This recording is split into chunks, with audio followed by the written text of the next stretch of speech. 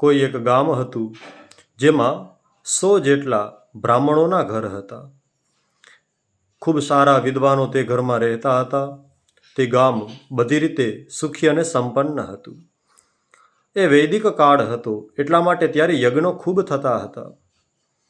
કોઈ એક જગ્યાએ યજ્ઞકુંડમાં કોઈ સ્ત્રી ત્યાં સફાઈ કરી રહી હતી, કારણ કે ઋષિમુનિઓ યજ્ઞ કરે તો તેમની પત્નીઓ ત્યાં સહાયરૂપ થઈ અને જે કાંઈ પણ સફાઈ કરવાની હોય, જે કાંઈ પણ દ્રવ્ય ભેગું કરવાનું હોય, સામગ્રી એકત્રિત કરવાની હોય, આવા બધા કામો તે કરતા. તો તેમાં કોઈ બ્રાહ્મણની સ્ત્રી ત્યાં કામ કરી રહી હતી અને ભૂલમાં તેનાથીને થૂંકાઈ ગયું અને તે થૂંક યજ્ઞકુંડની મેખલા ઉપર પડ્યું. એ થૂંક છે તે સોનાના રૂપમાં પરિવર્તિત થઈ ગયું. એટલે તેને લાલચા જાગી, કારણ કે લાલચ એક બુરી બલા છે. એને લાલચ જાગી એટલે તેણે જે થૂંકમાંથીને બનેલું સોનું હતું એ સોનું લઈ લીધું. એ સોનું લઈ અને ઘરે ગઈ. ઘરે ગઈ પછી ધીમે ધીમે કરતાં સહેલીઓને ખબર પડી, એમ કરતાં તેના પાડોશીઓને, કારણ કે બહેનો કોઈ પણ વાતને પચાવી બહુ ન શકે, ક્યારેક જ એવું બને. માટે તેણે ધીમે ધીમે કરતાં બધાને કીધું. એમ કરતાં કરતાં ગામના લગભગ બધા જ ઘરોમાં આ વાત પહોંચી ગઈ. બધા આવી અને ત્યાં થૂંકવા લાગ્યા.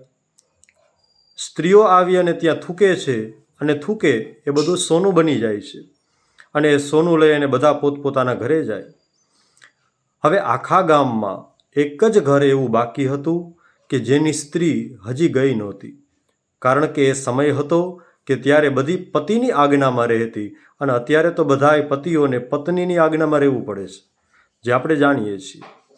એટલે એ સમયે એ પત્ની પોતાના પતિની આજ્ઞામાં રહેતી હતી. એટલે એના પતિએ કહ્યું, કેમ તું નથી જતી? એટલે એણે કહ્યું કે તમને એ જ પૂછવા માટે હું આજે આવવાની હતી કે બધા જાય છે તો શું હું પણ જાઉં? તો ત્યારે તેના પતિએ કહ્યું, ના દેવી, આપણે નથી જવું. આપણે કોઈ પણ પ્રકારની એવી લાલચમાં પડવું જ નથી. મહેનતથીને જે મળે છે એ ઘણું છે.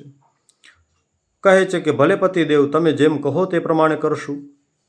એટલે તે સ્ત્રી ન ગઈ. પછી એ પુરુષને ખબર પડી ગઈ કે બહુ વધારે સમય સુધી હું મારી સ્ત્રીને આ લાલચથીને દૂર રાખવાનું કરી નહીં શકું, કારણ કે તેની બધી સહેલીઓ, તેની આજુબાજુમાં રહેતા બધા જ લોકો ત્યાં જાય છે. કેવલ મારો જ પરિવાર બાકી છે અને ધન છે, સોનું છે, એ લાલચ આપે. ક્યારેક મન કદાચ પરિવર્તિત થઈ જશે તો? એટલે તેણે વિચાર કર્યો કે હવે આ ગામ છોડવાનો સમય આવી ગયો છે, આપણે બીજા ગામમાં વયા જાય. એટલે એની પત્નીને કહ્યું કે દેવી, આવતીકાલે સવારે આપણે આ ગામ છોડી અને બીજા ગામમાં જવાનું છે. કહે ભલે પતિદેવ. ખૂબ પ્રકારના વ્યંજનો બનાવી રસોઈઓ તૈયાર કરી બધી સામગ્રીઓ ભેગી કરે છે અને તેનો પતિ વિદ્વાન બ્રાહ્મણ સવારે સંધ્યા વગેરે કાર્યો કરી નિત્ય નૈમિતિક કર્મ પતાવી અને જ્યારે તેઓ ગામને છોડી અને બહાર જઈ રહ્યા હતા ત્યારે તેઓ પ્રભુને યાદ કરે છે કે મેં આ ગામમાં જે કાંઈ પણ ધાર્મિક કાર્યો કર્યા છે, બસ પ્રભુ, એ તમારી કૃપા છે.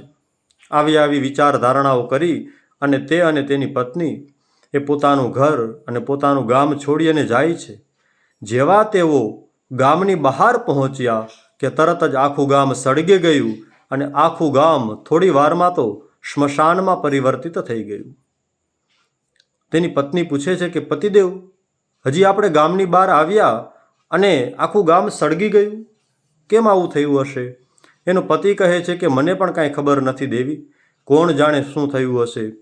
બરોબર તે જ સમયે ત્યાં એક સંત આવ્યા છે અને કહે છે કે હે બ્રાહ્મણો, સાંભળો, આ તમારા તપના કારણે એ ગામ ટકી રહ્યું હતું, કારણ કે યજ્ઞકુંડની મેખલા ઉપર થૂકી અને જે સોનું લેવાની લાલચા જાગી હતી તેનાથીને તે અધર્મ વધી રહ્યો હતો અને એ તપનો દુરુપયોગ થઈ રહ્યો હતો. તમે જરા પણ તે દુરુપયોગમાં સહભાગી ન બન્યા, એ લાલચ તમે ન કરી, એટલા માટે તમારા કારણે થોડોક ધર્મ જીવિત હતો અને તમે હતા એટલા માટે બીજા બધાય જીવિત હતા. જેવા તમે ગયા, ધર્મ પૂરો થઈ ગયો અને બધાનું મૃત્યુ થઈ ગયું. ધર્મો રક્ષતિ રક્ષિતઃ, ધર્મની રક્ષા કરીએ તો આપણી રક્ષા થાય, બાકી ધર્મને આપણી જરૂર ન હોય. બે ચાર વ્યક્તિઓ કે બે ચાર વધારે પરિવારો ધર્મને ન માને એનાથી ધર્મને કંઈ ફેર ન પડે, એનાથી ભગવાનને કશો જ ફેર ન પડે. વહાલાઓ, આપણે આપણી રક્ષા માટે, આપણે આપણા કલ્યાણ માટે ધર્મનું પાલન કરીએ છીએ. માટે ધર્મો રક્ષતિ રક્ષિતઃ. જય શ્રી કૃષ્ણ.